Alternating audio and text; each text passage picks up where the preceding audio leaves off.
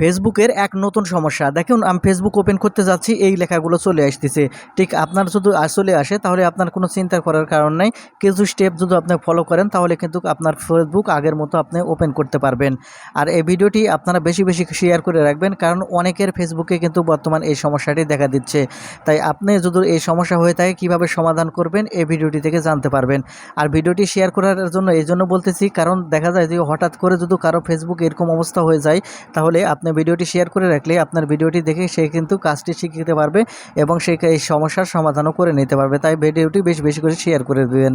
আর এখানে দেখেন আমি ফেসবুক ওপেন করেছি, দেখতে পাচ্ছেন ওপেন করার সাথে সাথে এখানে দেখা যাচ্ছে যে আমার ফেসবুকে অ্যাডভান্স প্রোটেকশন অন করতে হবে। আর কিভাবে করবেন সম্পূর্ণ প্রসেসটি দেখে নিন। সেজন্য এখান থেকে নিচে অ্যাডভান্স প্রোটেকশন এই অপশানের উপর ক্লিক করবেন।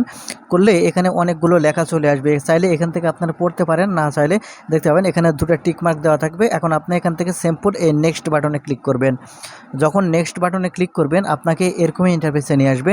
এখানে অনেক বিস্তারিত কিছু লেখা থাকবে, এগুলো আপনি পড়তে পারেন। তার না পড়লে এখান থেকে নেক্সট বাটনে ক্লিক করবেন। তারপরে এখানে আপনার দুটি অপশান দেখতে পাবেন। প্রথম যে অপশান, আপনার ফেসবুকের পাসওয়ার্ড যদি নর্মাল হয়ে থাকে তাহলে আপনাকে চেঞ্জ করতে হবে, সেই জন্য এখান থেকে উপরে চেঞ্জ করবেন। আর নিচে যে অপশানটি দেখতে পাচ্ছেন টু স্টেপ ভেরিফিকেশান, এটা আপনাকে অন করতে হবে। তারপরে এখান থেকে ফিনিশ বাটনে আপনি যখন ক্লিক করবেন তারপরে এখান থেকে ডান বাটন আসবে। জাস্ট এখান থেকে আপনার ডান বাটনের উপর ক্লিক করার সাথে সাথে দেখতে পাবেন আপনার ফেসবুকটি আগে যেরকম ছিল ঠিক সেরকমভাবে ওপেন হয়ে যাবে।